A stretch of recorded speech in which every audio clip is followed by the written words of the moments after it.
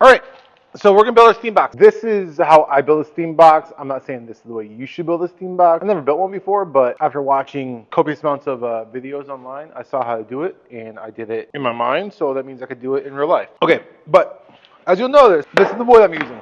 And as you can see, none of it's actually like level. And I did that on purpose. So the plan is put a fat piece on the bottom, small piece on the side, put the other fat piece on the side touching the bottom. Then this will go in between those two, right? So if you look at it from this angle, this piece will go like this piece will go like this piece will get sandwiched right in the middle, tightening everything together.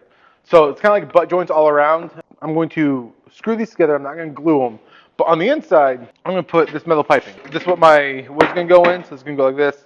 Then I have insulation foam to make sure there's no gaps and everything else. All right. Then we'll just cap off the ends. You've seen it, done before. I didn't show this on camera because you've seen people cut rectangles before. If you don't know how to cut a rectangle on a table saw, leave me a message in the comments and I will show you how I cut rectangles on a table saw. It's up there. It's pretty damn exciting. That'll be a 30-second video, but it'll be awesome to watch. It actually won't. All right. So yeah, we're going to mark all this out, screw it up together, and then I will see you when this part is done.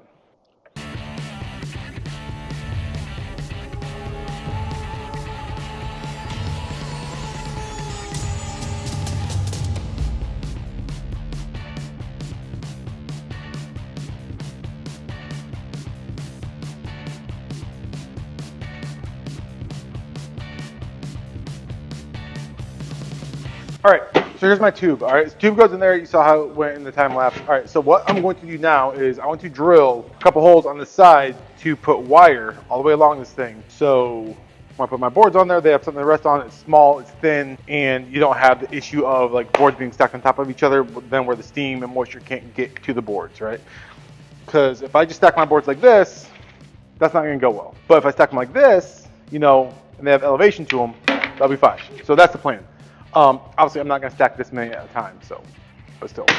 All right, so I'm just going to find my hole where I want it. I kind of want it on this bottom third, kind of like in this area right here. I want it directly center. Find my hole. This ridge is going to be on the bottom, so that's easy gauge for me. All right, I want my hole about right here, and I want my hole horizontal about right here. I have my 2 tick marks. I'm going to undo this, lay it flat, then drill holes all the way down it. That way I put it back together, I can fish a wire through there, and I can just tie it off at the ends. You need some tape? I guarantee you do not need tape, but okay.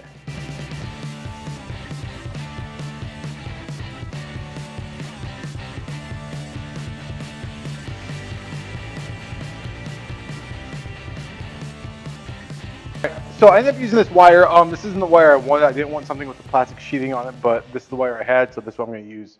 I don't know what the melting temperature of plastic is, but I'm pretty sure it's not like 180 degrees. I pigtailed all these, then I kind of offset them. When I put it in here, there'll be that little gap in the 45 and the 45 in the corners here that these will sit in. All right. Next, we're going to grab our form. We're going to put this inside of here. Make sure it's lined up correct way. All right. Push it in there. I cut this pretty much exact to what the tube is. So then just need to make sure that the tube is square. It's amazing. Thank you, buddy. I ran the wires internally because most other ones I've seen, there's no tube on the inside and they basically just drill through the sides, put the support racks for the wood. I didn't want to do that since I'm trying to make the least amount of holes in this as possible. Plus, I think it looks better with a nice clean side. My son says he wants to paint it, so that's what we'll do. Maybe he'll paint this side, he said. I don't know. We'll figure it out. But yeah, so we're going to caulk that. Then this board just goes right on top, squishes everything down, and makes sure everything's nice and neat. I got 2 different gap fillers here. Honestly, I don't know the difference of them. This goes up to 1 inch, this goes up to 3 inch. I think that's the only difference. I'm not sure if there's a difference in temperature or whatever. So I'm probably going to just do the 1 inch one. And I fill the gaps on the bottom, then yeah, we'll do that. We're going to spray this inside here, okay? So you just squeeze it for me and run it along that line right there, okay? Can you do it? All right, squeeze it. Squeeze the trigger.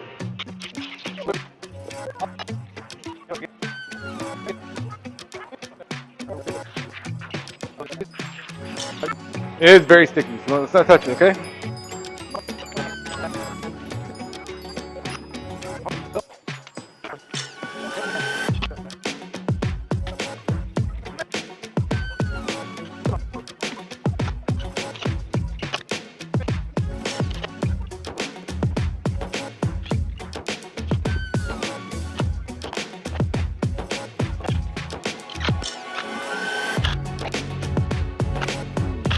Box is done.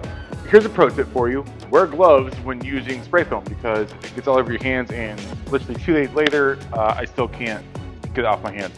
So I got some foam window seal. I picked this up for, I don't know, somewhere 10 years ago. Plan is put it on the outside of this. I think I'm just gonna put it on the outside of this and actually have the door smash against it. I've seen some where they put on the door and the box. I'm just gonna keep it on the box. So first issue, because I bought this a decade ago, the sticky part actually isn't sticking very well. So I have a staple gun. I'm just gonna staple it down. I'm not sure if that's a good thing or bad thing. I guess time will tell. Two on the sides and one in the middle to keep it from not moving.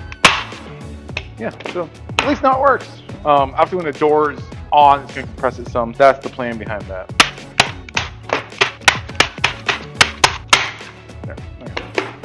Guess that's good enough. Right. With the theme box almost built, we need to add theme to it. And this episode is sponsored by my wallet, where I purchased this thing.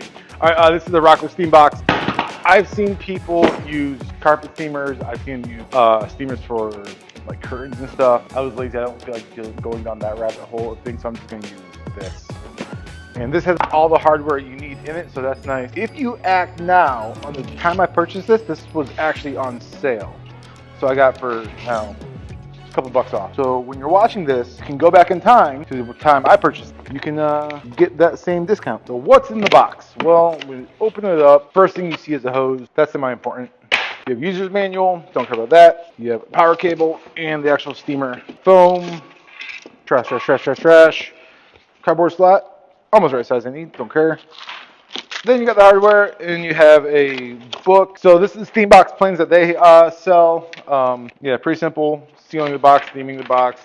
You have everything you need from them. They show you what to do. I'm making this up as I go, so I'm not gonna use that. But I will be using this. One of the main reasons I bought this and not dealing with the other route is because this actually has what I need. And what I need is this little latch claspy thing. That's the primary reason I went this route, because it actually comes with this little clasp hook latch thing, which is super nice, so I don't have to fuss around and find that somewhere.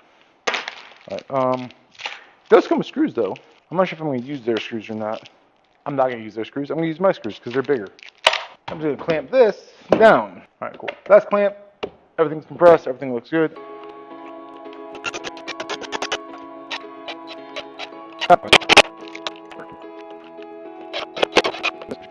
I have a 1/2 inch built, trucked up.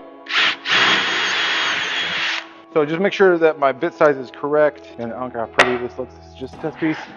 On the actual steamer, they come with this awesome brass fitting that's taped down. Then this is pretty simple. So this part gets screwed into here, one of these ways. Then the other half gets screwed to the hose. Should be pretty simple because the center line is right here. It's pushed up against it. So I'm just gonna drill a hole right. I'm gonna do it this side since this has the crap on it. So I'm gonna do.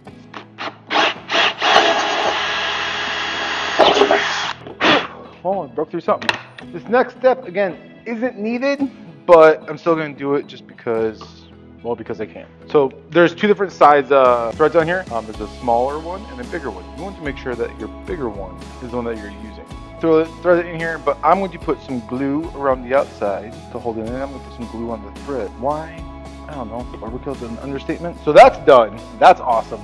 Next, we have 2 more holes to drill. So we have to drill the drain hole down here, so the moisture and stuff can leave, and we have to do a hole on top somewhere to insert some sort of probe. I gotta see if I have a probe. I might not, and I don't want to go buy one. So I found the size I needed of the drill bit, and I found a probe that should work actually. This is just a meat thermometer, pretty simple. They cost money on Amazon or wherever you buy it from. The probe's there, so my steam's coming in here. Now the question is, do I want it where at in the box? I'm gonna put it more towards the front because everything's gonna be billowing down that way, so steam rises. So I want to make sure this is good. Then everything will just flow down like this. Yeah, why not? But while I have the drill, I'm gonna drill out the bottom. So I know my tube goes all the way to the back of here. I don't want a tube coming straight down because of condensation coming like this, so I'm going to come at this from an angle. Why? Because I can.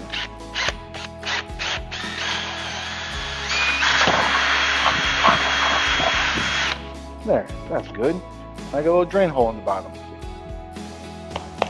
Boom. And it still sticks up some, so it's not all the way submerged in there. So now, I have my wood in here, like so. it can hit my tube. So I can actually raise that up so the probe's there. So instead of being all the way down like that, now it's going to interfere with my wood. So it's a tight fit, so that's good. I keep it up some, so now if my wood's vertical, it's not going to touch. Horizontal, it's not going to touch. Obviously, I'm not using plywood. So that's going to be the end of this one. The steam box is built. Is it crude? Yes. Is it the most amazing thing ever? I don't know. Time will tell. I do like how I did incorporate the, it's actually a dryer vent duct in here. I think that will help encapsulate a lot of the moisture in there. I still have to clean it out, but that's later. Then yeah, got my holes, got everything done ready. Super easy, super simple build. Took me like a day and a half. Nothing too complicated about it. If you have any questions on it, let me know. I'm not going to put video description links because, well, I don't do that right now. But yeah, it's Rockler. This thing should be awesome. I've heard nothing but good things, and if you're going to do something, do it right. So you could use a wallpaper steamer or a curtain steamer or a carpet steamer. But I feel like this is meant for this, so this is what I'm going to use it for. Yeah, I mean, it's not the biggest thing ever. It's only 2 feet, but again, the wood I'm bending is only 15 inches. So it's plenty of room to do more stuff if I have to in the future. If I have to build a bigger one, I'll just build a bigger one because it really wasn't that hard to do.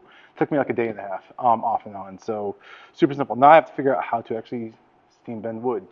But that's going to call it for this video. If you have any questions, let me know, or don't. Whatever you could do. I'm not your boss. You can do what you want.